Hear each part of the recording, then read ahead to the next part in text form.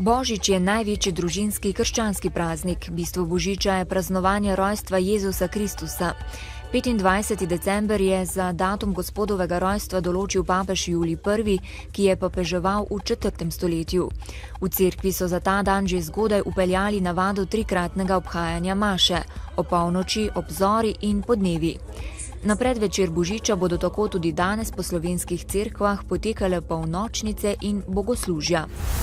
Učenci in dijaki so začeli z novoletnimi počitnicami. Šole so danes proslavo obeležile tudi dan samostojnosti in enotnosti, ki ga kot državni praznik praznujemo 26. decembra.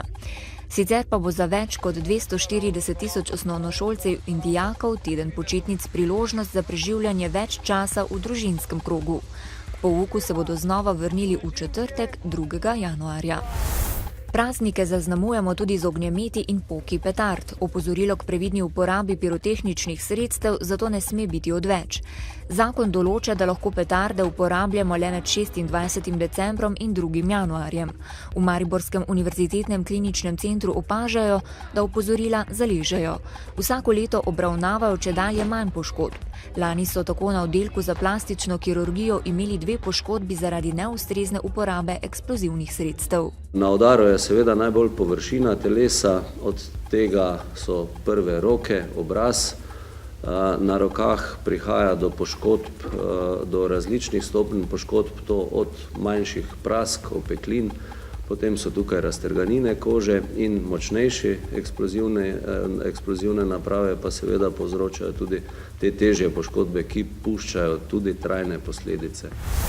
Zgodbo napihala in plesom so Slovensko-Bistričani sinoči na Osrednjem trgu pričakali svojega someščana Aljaža Škorjanca, ki je soplesalko, angleško manekenko Abby Clancy zmagal v britanskem televizijskem plesnem šovu Strictly Come Dancing.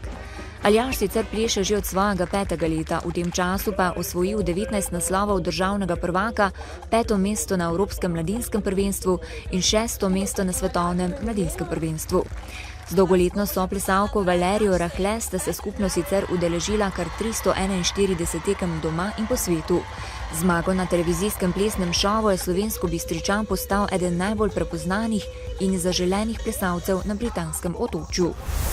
Letališče Brnik, ki je za Slovenijo predstavljalo novo okno v svet, je prvo letalo sprejelo 24. decembra 1963, ko je nekaj pred 11. uro pristalo letalo slovenskega letalskega prevoznika, ki se je tedaj imenoval Adria Aviopromet. V 50 letih se je na njem zvrstilo več kot 935.000 letal, s katerimi je potovalo več kot 35 milijonov potnikov. V svoji bogati zgodovini je letališče beležilo stalno rast potnikov, četudi je doživelo kar nekaj vzponov in padcev. Ljubljansko letališče je sicer tik pred novo prelomnico, saj naj bi že prihodnje leto dobilo novega lastnika. V nič kaj prijaznem duhu pa so praznike dočakali delavci raške tovarne kemičnih izdelkov Pinus.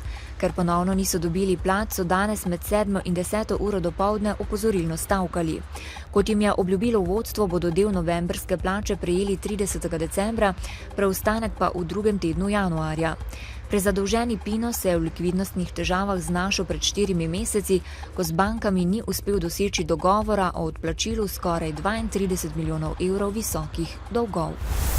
Cene naftnih derivatov so od polnoči nižje. Liter najbolj prodajanega pogonskega goriva se je pocenil za nekaj več kot 1 cent, kurilno olje pa bo cenejše za skoraj 2 centa.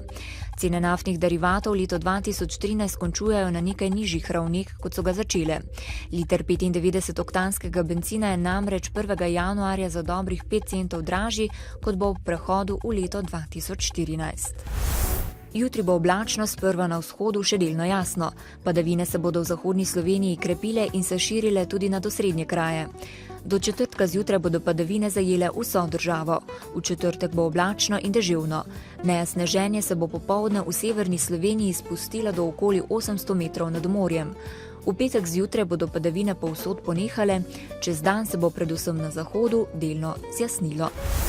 Danes v Dnevniku televizije Maribor.